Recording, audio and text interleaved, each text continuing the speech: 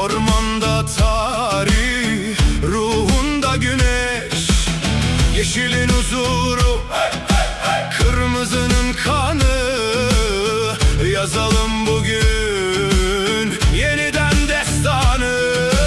Tribün ayakta, bayraklar havada. Sesimiz yankı bulur en uzak dağda. Omuz omuza, tek bir yürek. Bu sevda uğruna ölmek gerek.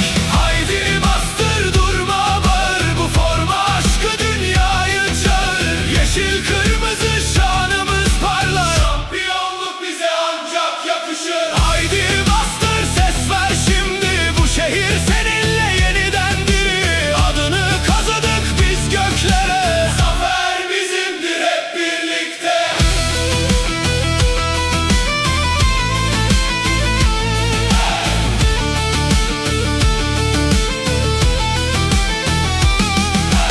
Yağmurda, çamurda, karda, kışta